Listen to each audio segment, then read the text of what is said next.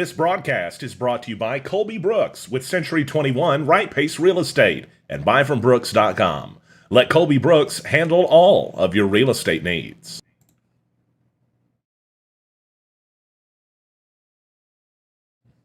It's just about the bottom of the hour in Jonesboro and across Northeast Arkansas. It's Stan Morris with you today, and we're glad you're here with us. Thanks for joining us. It's May 29th, 2020, and we're here with another coronavirus update that's going to be happening from the Arkansas State Capitol in just a short time.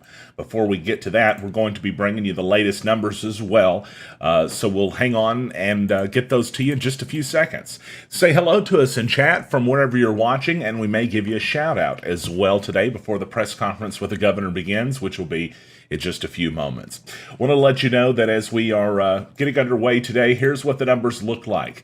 As we're going into the press conference, at least, there were 6,538 cumulative cases with about 4,500 recoveries and 125 deaths. 1,830 cases active, but that's the number going into the press conference today. That's indicating, of course, for those of you who were with us yesterday in the watch party, that yes, a large increase day over day. We learned that yesterday. We'll find out today if the increase that we will see, inevitably, we've seen one every day, is going to be another large one, or if we'll get back to what we've somewhat been seeing in other days past. So that's what we're looking for out of the press conference here in just a few moments. The numbers that are current right now, 1.7 million in the United States, 102,000 deaths, and almost 400,000 having recovered. Across the world, the numbers look like this: 5.8 million with 362,000 deaths and 2.4 million having recovered. Want to let everybody know this is pretty important stuff, and it's at NEAreport.com if you want to go check it out. But it's this in the coronavirus headline today. It's related to the federal government sending out prepaid debit cards. It's going to look like you're getting some junk mail. If you haven't got your first coronavirus payment, this is going to apply to you because some of the funding from the CARES Act is going to be sent out on these debit cards. That means if you're expecting to get a check or maybe even expecting direct deposit, but you haven't got it yet, keep an eye out in the mail for something that might look like junk mail and may not actually be. We've had some people on NEA Report telling us that it looked like that they were getting something in the mail that would normally go straight into the trash, and it had their card in it. Furthermore, if you throw it away, it's really hard, from what we've been told, to get another one issued. A lot of issues with that for people, too. So we want to let you know, just in case that something like that is to, show up in the mail for any of you out there still waiting on that payment. Hopefully, most of you have gotten the coronavirus payment right now, at least the first one from the CARES Act. It's always possible we'll see another one, but we don't have any news on that right now. It was passed by the House, I think, a week ago or so. But as far as if the Senate and the President will sign it and pass it, which is reverse respective anyway, we'll see if that happens. A lot of stuff has been happening, of course, across the United States, not just related to the coronavirus. Short time ago, learning of an arrest in one of the officers in the Minnesota case that took place, terrible tragedy up there, just heartbreaking. And it's one of those situations that we've been following as well. However, we're here to bring you an update on the coronavirus situation in Arkansas, so stand by. We'll be bringing that to you in just a few moments. Until then, let's say hello to some folks that are in chat with us. Hello to Crystal, to Carolyn, one of our supporters watching from Jonesboro. Hello to Elizabeth. She says, hello, world. And Cheryl saying hello as well. It's good to see Casey, one of our supporters, Denise, Tracy, and Emmanuel. I see you as well. It's good to see you in chat. And hey to Trish from Pocahontas, as well as Jean saying that she's watching us, and it's good to see her too. We appreciate everybody for joining us today. The governor's feed is, they've already got the logo sent to us, so we know that it's going to begin in just a couple of seconds from now. And once he comes out, we will bring that to you live, of course, right here on NEA Report. I can actually already hear audio from the room. So what I'll do is go ahead and show you the logo, so whenever they bring it up, we'll all be ready to go. But in the meantime, we'll keep our eyes in chat for a second and say hi to anybody else that may be watching from across Northeast Arkansas or anywhere else. Wherever you're at, we appreciate you for joining us. So thanks, everybody, for liking and sharing this feed. It helps us a ton. You don't mind doing that right now, that would be greatly appreciated. And always appreciated is Colby Brooks with Century 21 Right Pace Real Estate, buyfrombrooks.com, our sponsor of live video on NEA Report. Hello to Carmela saying hi to us there in chat. It's good to see you as well. So the governor will begin here in just a few moments as we're going into the press conference. The number's 1830 active in Arkansas, 1,830 active cases across the state of Arkansas. It was a large increase yesterday, we learned. We'll see what it looks like today. We're waiting on those numbers from the governor, and as we go into the weekend, we would almost expect to see him again. We'll see if there are any updates this weekend, but with the large increase yesterday, it might change that expectation a bit. It may increase it. Thanks, Denise. We appreciate you for sharing the live feed, and thank you, Patty, for watching. It's good to see you. The governor is up, and we're going to watch him live on NEA Report. Good afternoon, Eddie. It's basketball. All right, I like all right. Wishing. Thank you for joining me for today's COVID-19 daily update. I'm pleased to be joined, of course, by Secretary Nate Smith, and today also by Secretary Stacy Hurst of the Department of Parks, Heritage, and Tourism. And first, I wanted to tell you that I have signed the executive order for the Technical Advisory Group that has the names of those that will be participating in that. They will meet the first time next Tuesday, and Katie will be delivering to you the names before the news conference is over in a form of a news release so that you'll have those. Secondly, we're heading into a very nice weekend, I hope. And while it's not Memorial Day, I expect people to be at the lake. I expect people to be outside. And I also ask everybody to carefully social distance, to set the right example for others, to protect others as well as yourselves. And so let's just be cautious over this weekend period. And in regard to Lake Hamilton, which did create at least one or two stories from Memorial Weekend, as to just a couple of locations that they were not doing the best job in social distancing.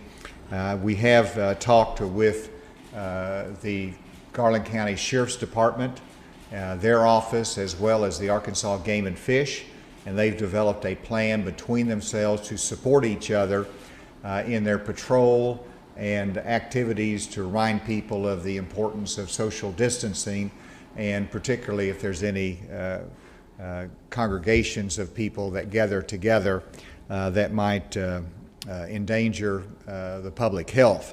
And so that is a plan as we go in to the weekend and to future holidays. Let me go to the cases. Yesterday we had 6,538 cases, and today we add to that another 239 cases. That brings us to 6,777. In terms of hospitalizations, we have an additional 9 hospitalizations. That brings us to 113. And in terms of deaths of Arkansans because of COVID-19, we have an additional 7 deaths. That brings us to 132.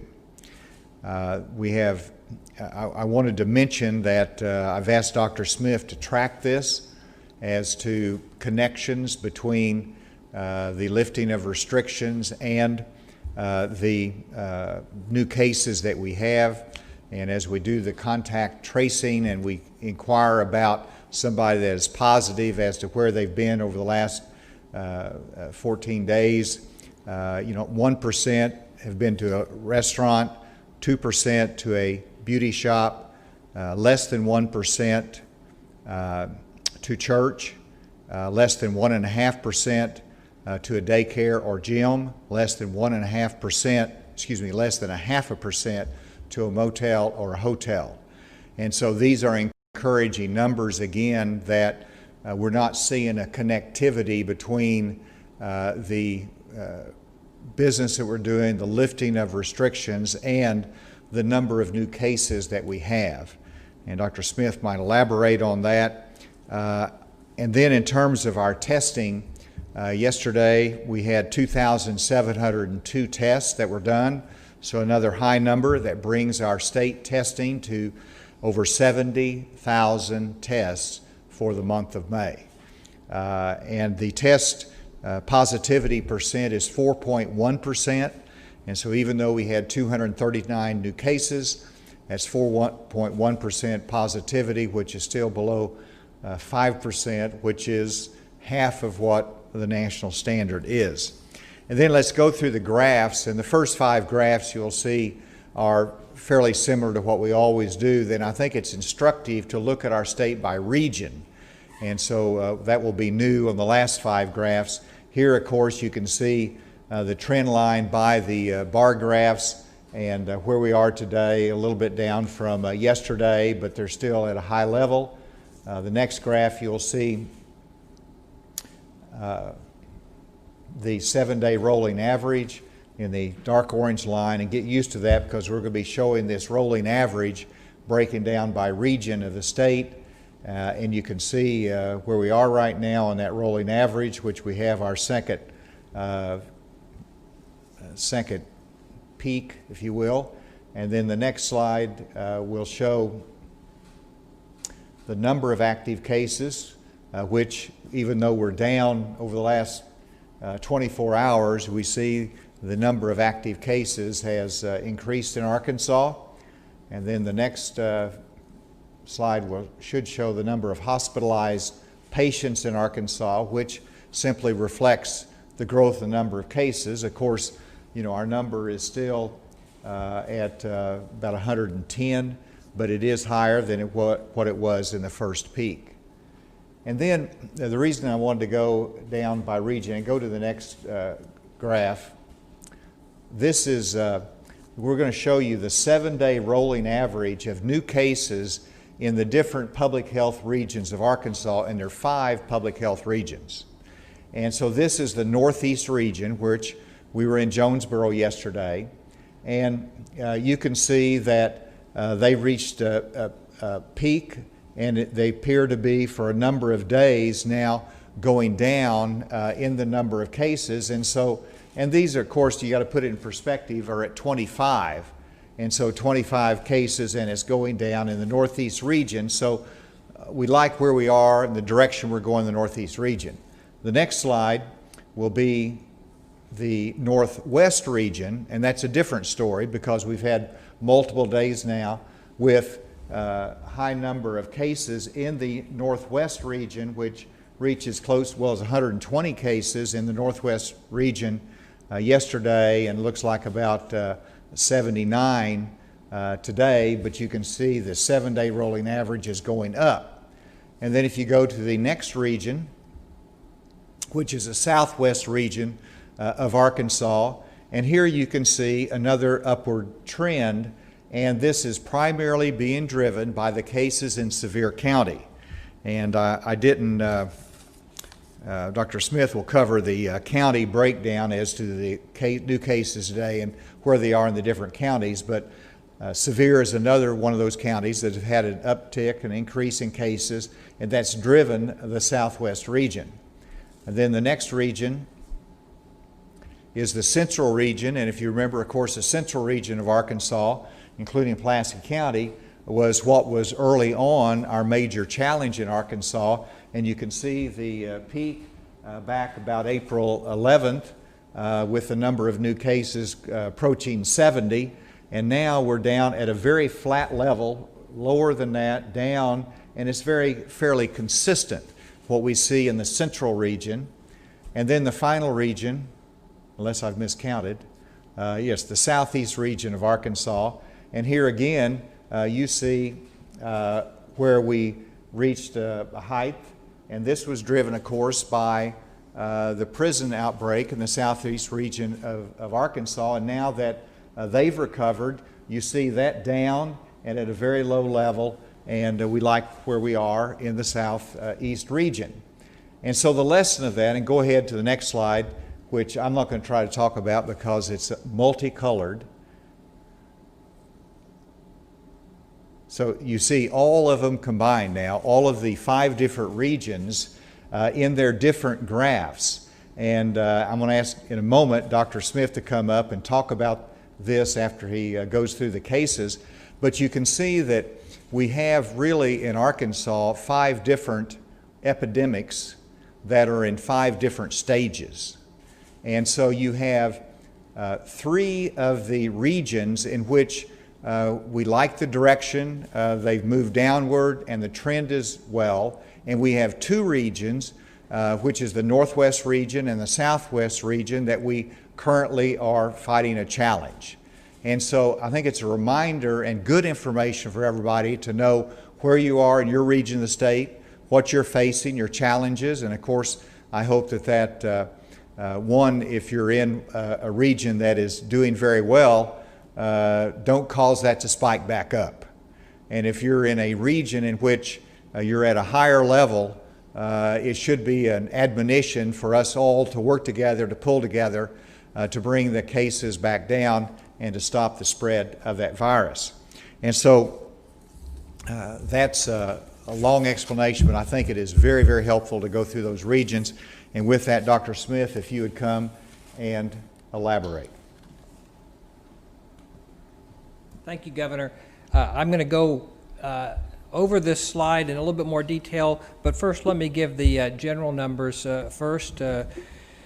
As the Governor mentioned, we had 239 new cases. 2 of them were in correctional facilities, so 237 were community cases. That brings our total to 6,777. Of those, we have 1,699 that are active cases, so that's an actual decrease from yesterday. 73% of those active cases are in nursing homes, 144 are in correctional facilities, and that's where we've actually seen the decrease in the major decrease in active cases. 1,482 active cases are in the community, which is actually an increase from yesterday.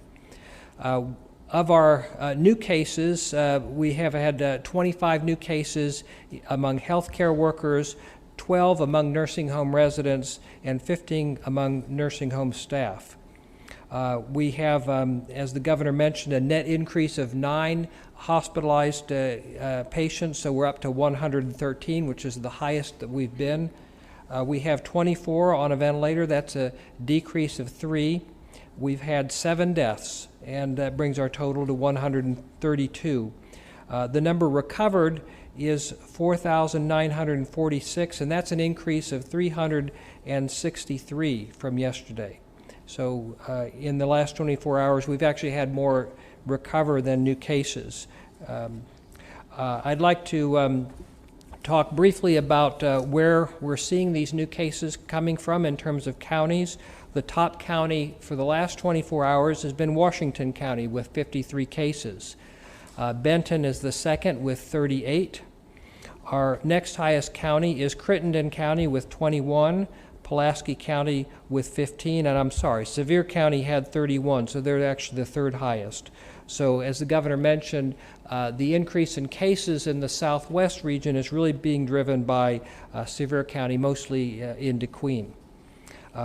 In terms of this, the testing, the only thing I'd like to say in addition to what the other Governor's already said is that we have done, since the beginning of the epidemic, 121,302 tests. So we have tested 4% of our population so far. What I'd like to talk about on this graph is really the regional epidemics, plural. From this very busy, very colorful slide, I'll talk you through it. The red curve is our southeast region, and you see these 2 really big peaks with a valley between them, and those were driven largely by these cases in correctional facilities. We've had the Cummins unit, of course, and also the Randall Williams unit, and they're back down to really fairly low levels compared to the rest of the state. Their number of new cases per day is actually the lowest. The second color I would like to pick out is orange, and that's northwest region, and it remained fairly low compared to the other regions for most of the period of time. But then in the last week or two, we've seen a dramatic increase, and now they are far ahead of any other region in the state. And so this is where we really need to focus our attention. This is where we're seeing the majority of our new cases. The third one that I want to look at is Southwest, which is a kind of a gray color, which is difficult to see. It's been low as well, and then it's also coming up. And so that's the second region of the state where we are seeing an increase. Again, that's mostly in Sevier County, in DeQueen. And you can see, although it's also rising, the absolute numbers are much, much lower than Northwest region. And so they are still, I think, the second highest number of new cases, but not anything near to Northwest. The last two colors to go over is the yellow is Central region. We had that initial increase, and then it's been pretty flat. And now we actually are seeing fewer new cases in Central region than either Northwest, Northeast, or Southwest.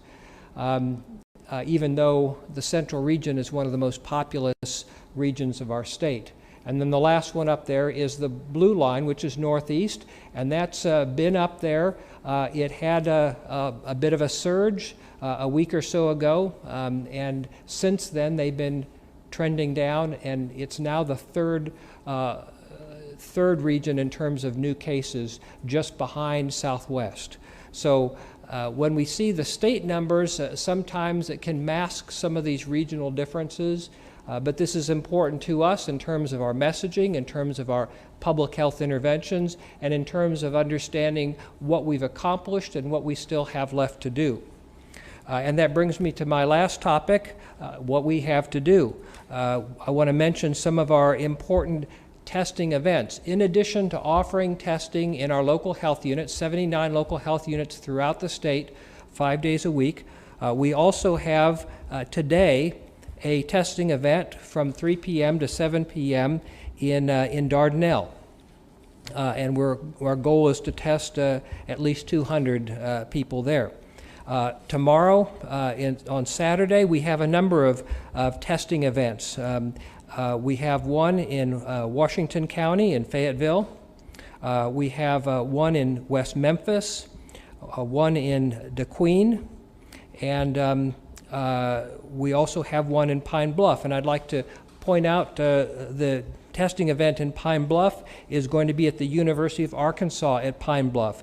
And although we have done extensive outreach to minority communities since the beginning of this epidemic, this is the first time that we've had a COVID-19 testing event offered at one of Arkansas's historically black colleges and universities. So this is a first for us. And so we're very grateful for our partnership with UAPB and hope that that's a very successful event. We're hoping that we will test, we'd like to test at least 500 at each of these events.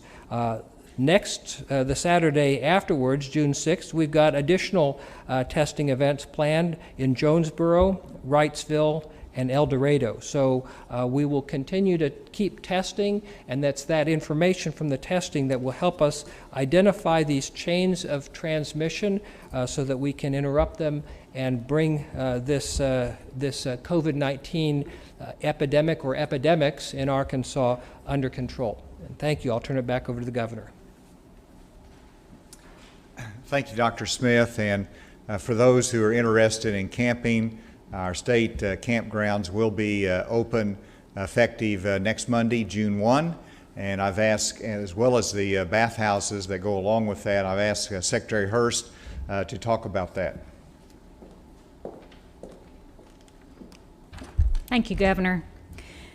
One thing that has been underscored for me as we've tried to navigate this public health emergency is that Arkansans deeply value their access to nature and the out of doors, and that might be true now more than ever.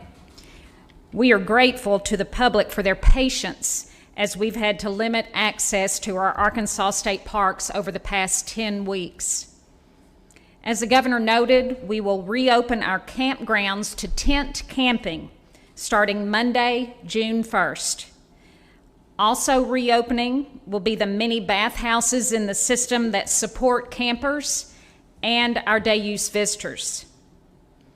With the responsibility to keep our facilities clean and safe for visitors and staff, limiting access has been a necessity.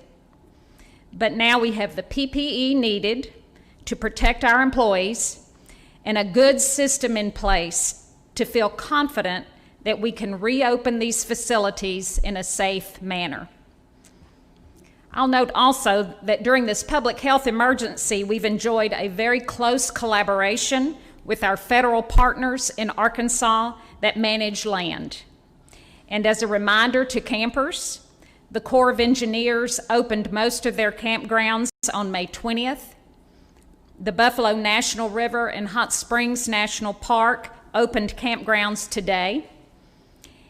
And the Ouachita National Forest and Ozark National Forest are both working toward opening campgrounds in the very near future.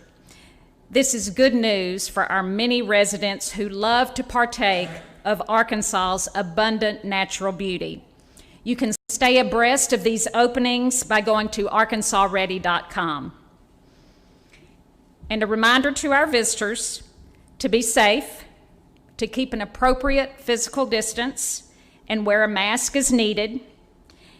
Now is not the time to gather at the campfire, to congregate at trailheads. Our rangers and uniformed staff will be monitoring and reminding people of their responsibility to use our parks and natural areas wisely. Thank you, Governor. Thank you, Stacy. And with that, we have to take any questions. So I know we've had more testing, and that's related to the increase in cases, but given the fact that our hospitalizations also have gone up, that would seem to indicate we actually do have more cases. You know, not just that we're finding more, but there actually are more. And so I'm just wondering, do you have any idea of the reason they might be going up? Well, we're finding more cases, and our hospitalizations are going up. I mean, to me, there's a natural correlation with that. But Dr. Smith, I'll let you elaborate on that. Certainly, I think as you can see from the regional differences, we've had some, some timing differences. We initially had really quite a few cases in the central part of the state and the southeast part of the state. Those are coming down, but now we're seeing a real upsurge in the western part of the state, particularly the northwest. And we have seen some characteristics of those new cases. One is that many of them are younger individuals. Actually, the age 65 or older have the least increase percentage-wise. So we're seeing younger individuals. We're seeing, as we've mentioned before, many more in the Latino community have tested positive than was previous. Of our active cases, 25% are Latino. And then we have also had some cases that, although they involve the community, there's been perhaps some acceleration with some workplaces, particularly those associated with the poultry industry. Again, these are much larger than just poultry, but since many of those in the community also are working in the poultry industry in those areas. So these are all factors that are contributing. I think this is partly a time sequence. Northwest was spared for the first couple of months of this epidemic for our state, but each of these regions is on their own timeline, and that I think is why we're seeing the upswing that we're seeing. Well, it's a both and. I mean, we are testing more because we're testing asymptomatic individuals now, and we're testing younger individuals. Remember, initially, our guidelines were to test primarily those age 65 and older, or those with underlying medical conditions, because our testing capacity was low across the country. Now we're testing more widely, and we're finding more cases. We're making those testing available to a wider number of individuals, but I think we are seeing a true increase in cases as well, as certainly as evidenced by our increased hospitalizations. Actually, the only region of the state where we are seeing an increase in hospitalizations is the Northwest region. And I would just add that hospitalizations sometimes reflect the number of cases you have, but they also reflect the preconditions or the health condition of the patient. And so I think that deserves some more study, that if our hospitalization rate is going up now, does that mean that this population has more challenges and results in hospitalizations? Alexis. Is this peak worse than the first one? I think it depends on where this peak goes. I don't know that you could say that it is worse than the first one. We're learning as we go through this, and if you just simply look at the number of cases that we see at the peak, this one is as high as the first one. If it goes down from here, then I think it depends how quickly it goes down and how far it goes down. So I think we just have to wait and see.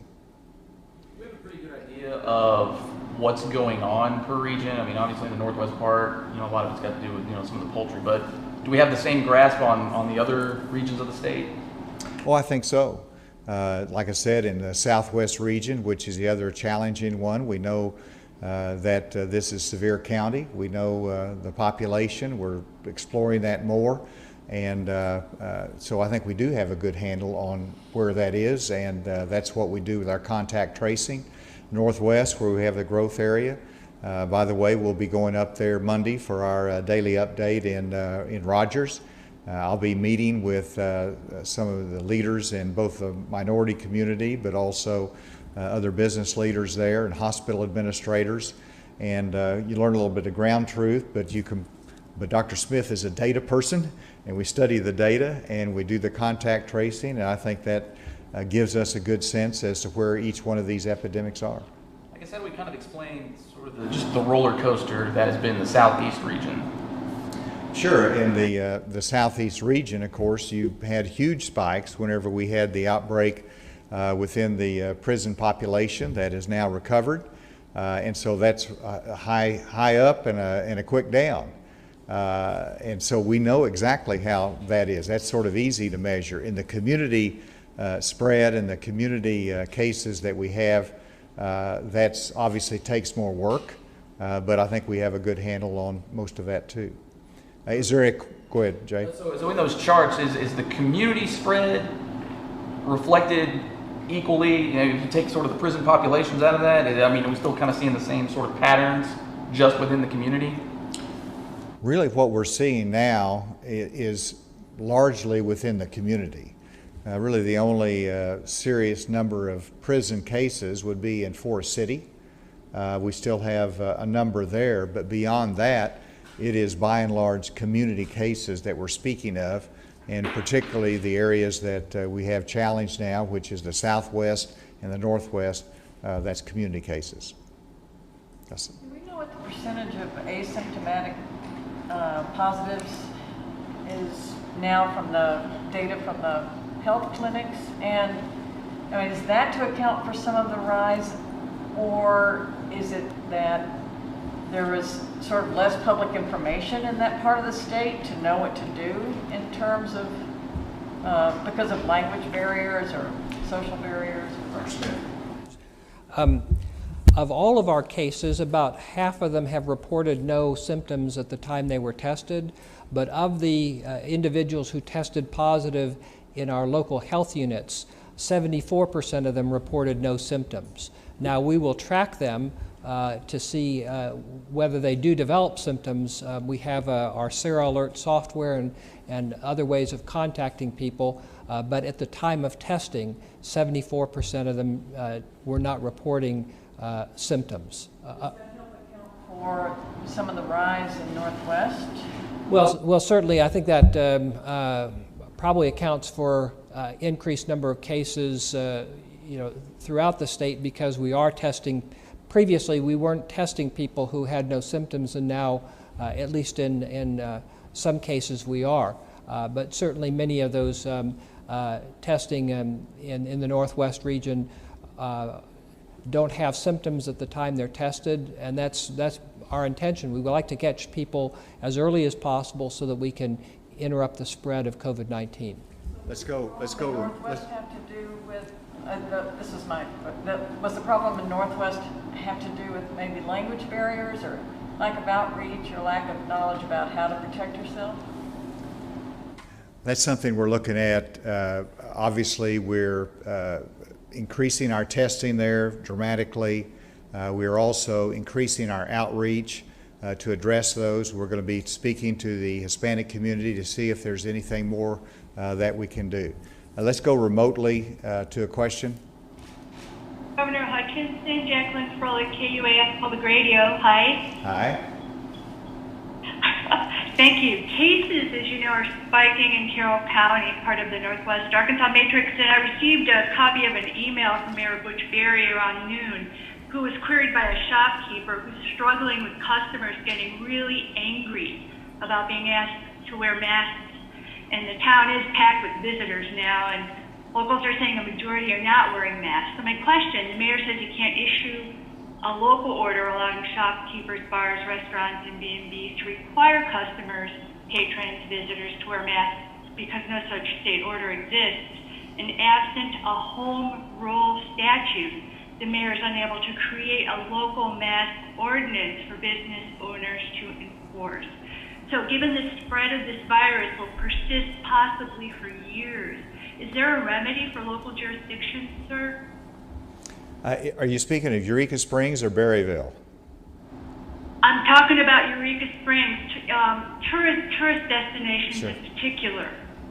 Well, first of all, and for those who couldn't hear, the question relates to a shop owner that has a challenge in wanting customers to wear a mask as they enter the store, and the reaction of the customers sometimes. So I would urge all patrons of our businesses to be understanding. The shopkeepers, the store owners, they want to take care of the customers, but they also want to be safe themselves. And so if restaurant, it is absolutely required, and if you don't have a mask, the restaurant owner can say that you're violating public health rules and can and should exclude you from coming in. So it's absolutely mandatory in terms of restaurants. In terms of other shops, the shop owner should have a great deal to say about their own premises. If they properly post it that they require a mask, that should be within their discretion. I would be happy to visit with the mayor more as to how we can address this in a more effective fashion. The mayors have been very cooperative in terms of working with the state. If they have some unique challenges that they want to address, I would be happy to work with them. Is there another question remotely? Yes, Governor, I have an economic question. Good, go ahead. We know that state lawmakers are reviewing budgets right now. We've been getting a number of questions with the end of the fiscal year looming at the end of June. Do you expect any budget cuts or staff reductions, and how will you do state employee reviews, and will state employees get their anticipated annual raises? I haven't made an announcement yet on any merit or bonus increases for state employees. I will be doing that soon, but there's no announcement yet on that. In terms of the state budget itself, of course, we revised the state budget downward to reflect what we knew was going to be a downward trend in state revenues. But after we revised the budget, we have last month exceeded the revised budget. We beat the forecast in terms of revenue, and I expect that that will be the same for the month of May. And so I don't expect any further budget cuts beyond what is in our revised budget for the state. One more question remotely, and then we'll come back to the table if there's anything here. Governor, it's Ray. I have a quick question for you. The question is, with nearly 505 cases of Benton in Washington County, neighboring counties such as Crawford and Sebastian County, including Fort Smith, currently have about 12 active cases. They potentially be the next hot spot. Is that a foregone conclusion? What are your thoughts? Well, it's a very good question, and nothing should be a foregone conclusion. And the question for everyone is, for Crawford and Sebastian County, which has a very low case count right now, are they going to be in the next wave? And nothing is foregone in terms of what's going to happen. I believe that Crawford and Sebastian County has done a very good job, and hopefully they can maintain their discipline, and that those cases will not go up there. But if you look across the state, you've seen every part of the state that has been impacted by it at one time or another. So we're going to have to bottle what they're doing in Sebastian and Crawford County if they can continue to avoid that uptick in cases. So all we can say is you need to be disciplined. We need to do everything we can. We need to be prepared and hope that that will be successful in keeping those cases down in that River Valley area. Yes, ma'am. Governor, why do you think that the Central Arkansas region had its peak earlier and now the numbers look stable? What do you think that this region is doing that others might not be doing across the state?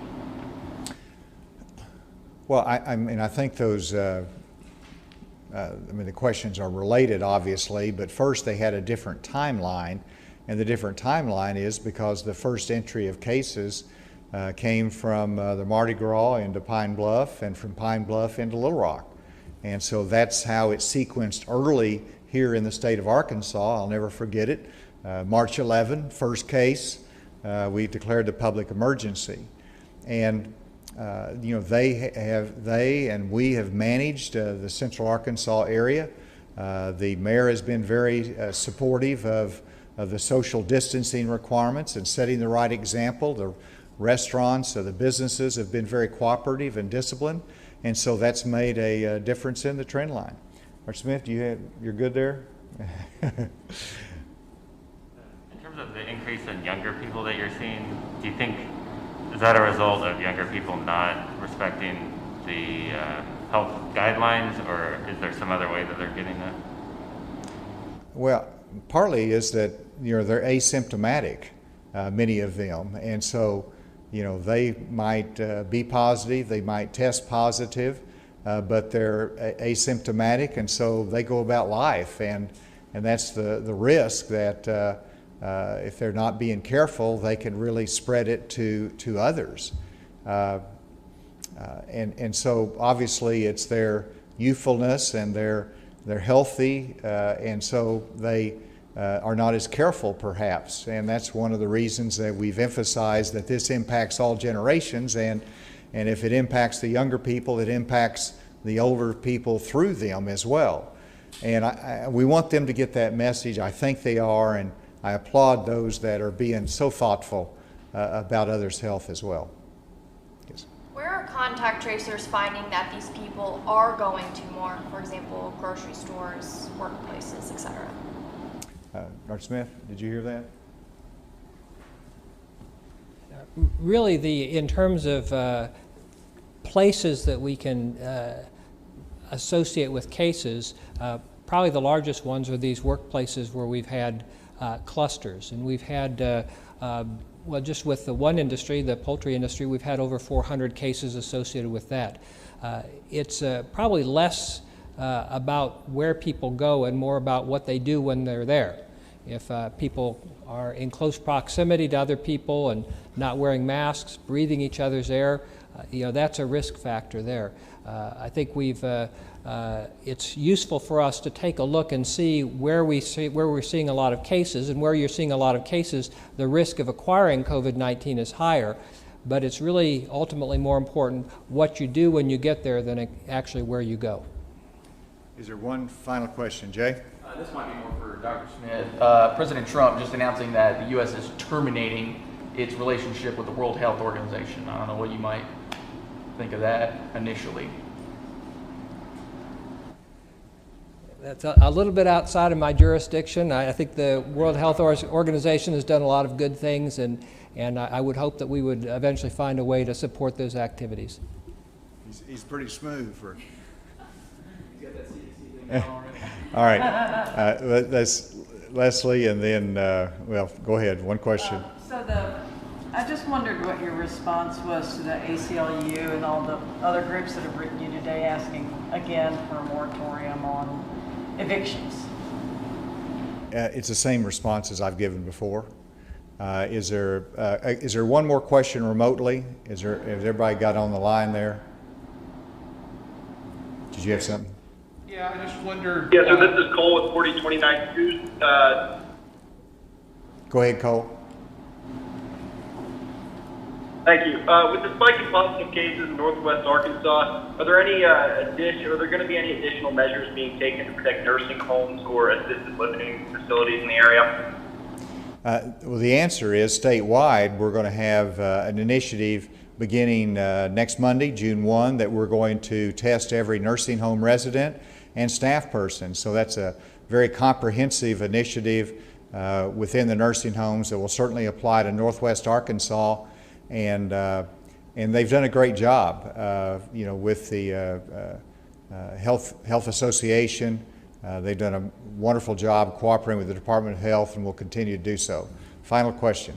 Andy was asking about the people under 40. Are the majority of those people that are testing positive under 40 already have underlying health conditions? The underlying health conditions are not a risk factor for acquiring the infection. People who are healthier are just as likely to become infected. Where they come into play is the risk of having complications, ending up in the hospital or on a ventilator or dead. So we are very concerned about people with underlying medical conditions, but they're not necessarily at higher risk of getting infected. They're at much higher risk of getting very sick if they do get infected. Thank you all. Y'all have a great day, and unless the sky falls, we will not be here tomorrow. We'll be in Northwest Arkansas on Monday and back here on Tuesday.